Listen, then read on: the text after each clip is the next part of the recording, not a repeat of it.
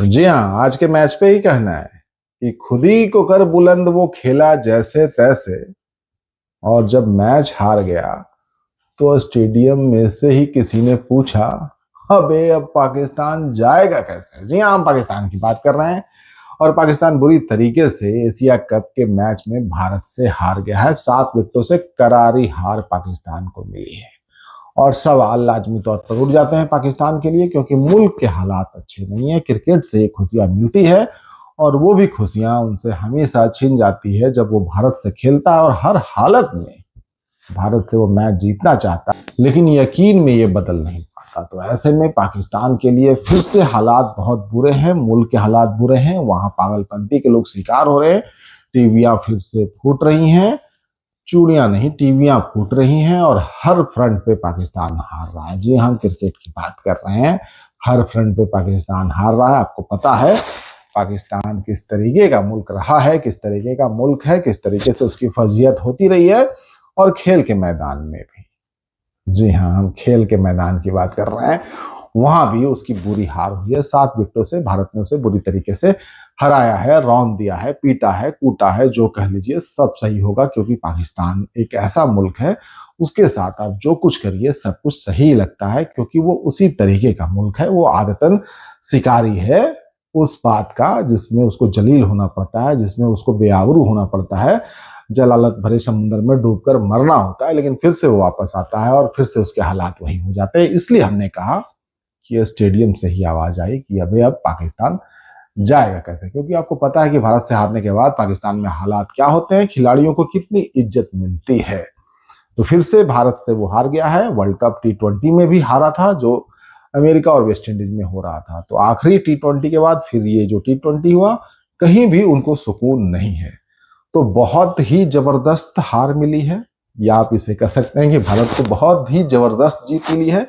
मात्र 127 रन ही पाकिस्तान ने बनाए थे इस मैच में। 20 ओवर के मैच में मात्र 127 रन। जो उम्मीद की जाती है कि स्कोर बनेंगे, और तब उम्मीद की जाती है जब आपके कप्तान ने टॉस जीतकर पहले बल्लेबाजी ली है, तो कुछ सोच समझ के ही लिया होगा। लेकिन ये उल्टा पड़ा पाकिस्तान के लिए, और उनके बल्लेबाज बिना खाता खोले ही, हालांकि 1 रन बने थे स्कोर पे, वो वाइड से हुआ था, पहली ओवर में विकेट मिल गया जब हार्दिक पांड्या ने विकेट चटकाया। और उसके बाद उनके हालात कभी अच्छे नहीं रहे। 66 पे 6 थे। खैर मनाइए, शुक्र मनाइए।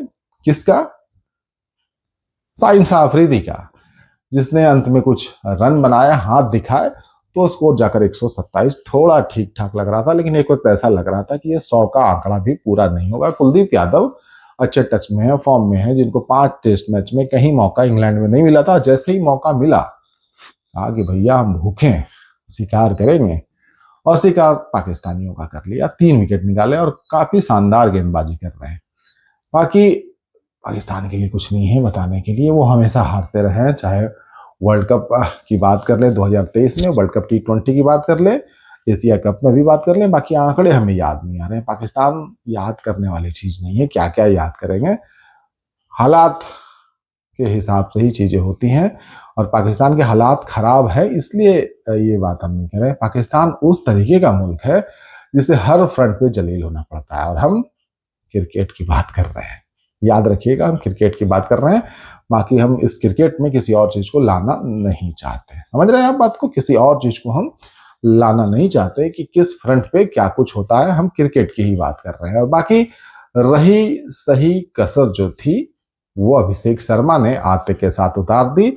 शाहीन शाह अफरीदी, जो उनके मिसाइल कहे जाते हैं, वही मिसाइल, जो आपको पता है कि उस मिसाइल का क्या हो रहा था। ये वही ड्रोन है जो ये वही ड्रोन है जो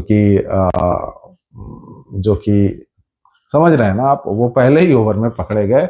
और पहले ही ओवर में अभिषेक शर्मा, जो कि समझ रहे हैं ना आप, उनको इंटरसेप्ट कर लिया और बुरे तरीके से पहले ओवर में मारा। बहुत ही उनकी चर्चा होती है तेज गेंदबाजों में, और वसीम अकरम के इर्द गिर्द उनको कभी कभी उनके नाम जोड़े जाते हैं। तो आप समझ सकते हैं कितने खतरनाक गेंदबाज हैं शाहीन शाह अफरीदी। अभिषेक शर्मा ने 13 गेंदों में जो 31 रन बनाए हैं, वो बता दिया कि इस मैच में पाकिस्तान की नहीं चलने वाली है। और जो स्टार्ट दिया ना, वो स्टार्ट अंत तक बना रहा और कहीं भारत को दिक्कत नहीं हुई। 3 विकेट गिरे, वो भी मार काट के चक्कर में, कि पाकिस्तान को अच्छे से, मतलब समझ रहे हैं ना आप, 3 विकेट भारत ने खोए हैं और 7 विकेट से इस मैच को जीत लिया। अभिषेक शर्मा की तारीफ इसलिए करनी पड़ेगी ना, जो स्टार्ट मिलता है ना, इनिशियल स्टेज में जो पावर प्ले में जो बल्लेबाजी होती है, उस बल्लेबाजी में जो धार और जो तेज होती है, वो प्रेशर भी पच्ची टीम पर आ जाता है। आप 127 रन डिफेंड कर रहे हो, उसमें ताबड़तोड़ रन कोई बनाकर चला जाए, 31 रन 13 गेंदों में, आप समझिए कि 6 ओवर में 60 रन हो गए थे, तो मैच में कुछ बचा ही नहीं। अंतिम जो 67 रन बनाने थे, वो समझिए कि कुछ मैच में नहीं था। तो उस मैच में सिर्फ स्ट्राइक रोटेट करना था, लेकिन स्ट्राइक रोटेट करने में कहाँ भारतीय टीम भरोसा करती है।